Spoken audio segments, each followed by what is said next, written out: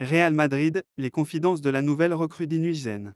Première recrue estivale du Real Madrid, Inuizen s'est exprimé sur les raisons de son choix et ses ambitions avec son nouveau club.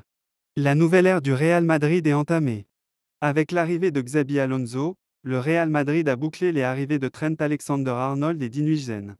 Ce mardi, le président Florentino Pérez a présenté à la presse le défenseur central espagnol, recruté pour 58 millions d'euros, qu'il considère comme un talent particulier, avec un football élégant.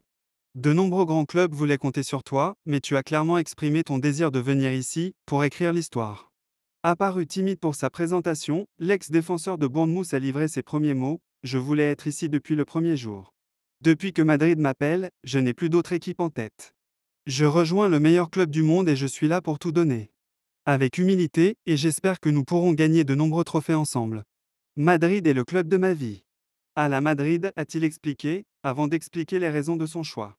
Dinuizen est déjà sous pression. Madrid est le meilleur club du monde, il n'y en a pas d'autre comme lui. On a beaucoup parlé avec le club, mais je me concentrais sur Bournemouth et sur la bonne fin de saison. Je pense avoir prouvé que j'étais prêt. Quel que soit mon potentiel, je suis là. Et le défi est clair, je veux tout gagner. Je suis très ambitieux. Certains nouveaux coéquipiers m'ont envoyé un message. Ce sont des gens vraiment sympas. Je fais ce que j'aime. Je vis un rêve. J'essaie de me donner à fond, à raconter la nouvelle recrue. Enfin, Dinuizen s'est expliqué sur son style de jeu et son adaptation au plan de jeu de Xabi Alonso, son nouvel entraîneur. On a un peu parlé avec Xabi Alonso. De ce qu'il attend de moi. Je pense que ces années vont être formidables. Je veux m'intégrer parfaitement au jeu de Xabi. Je vais essayer d'apporter ma contribution à l'équipe et je serai ravi de faire tout ce que je peux pour l'aider. Je pense avoir la capacité de faire avancer le ballon, en plus de défendre. Je ne pense pas que ce soit lié à un club en particulier. J'évolue et je progresse chaque jour. Après une saison dernière compliquée sur le plan défensif pour le Real Madrid, Dinuizen sera évidemment très attendu. Une première déception à 60 milliards d'euros pour Xabi Alonso. Le Real Madrid a appris une mauvaise nouvelle concernant un renfort tant désiré par Xabi Alonso.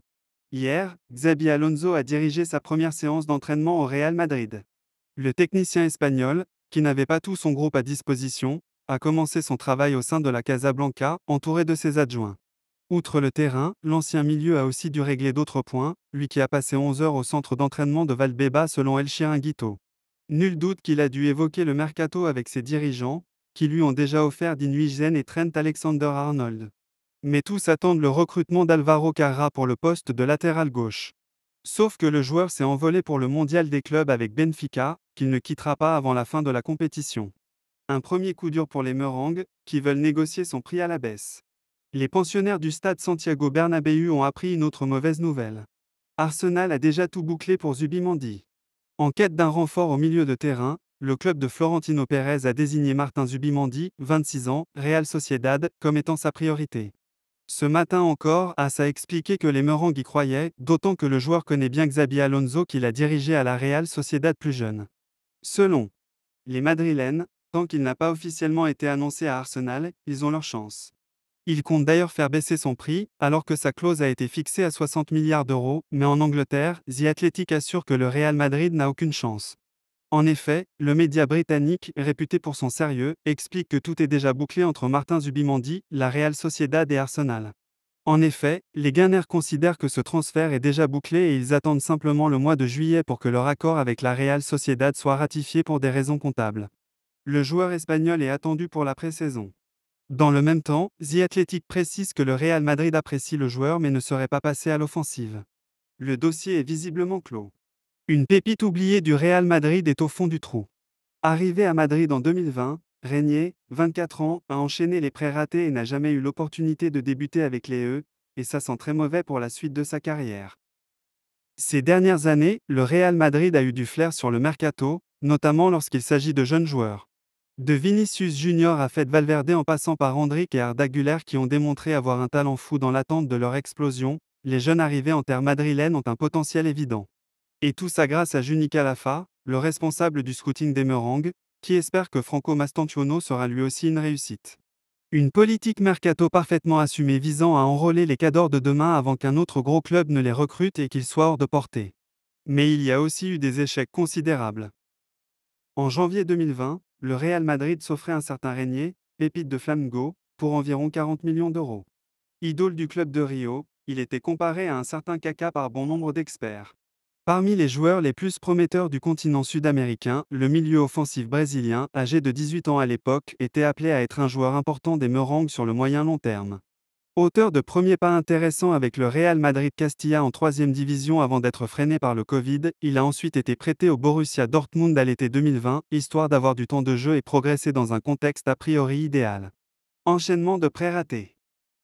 Seulement, les choses ne se sont pas passées comme prévu, et le Brésilien n'a pratiquement pas joué en Allemagne, avec 745 minutes sur le terrain sur 2 saisons. 2 années perdues donc, pas de quoi convaincre le Real Madrid de lui faire une place dans l'équipe, et c'est à Girona qu'il passera la saison 2022-2023, là aussi sans succès et avec un temps de jeu rachitique de 650 minutes dans un club avec moins de concurrence. Rebelote pour la saison 2023-2024 à Frosinone en Série E, où, malgré quelques fulgurances, il aura aussi déçu.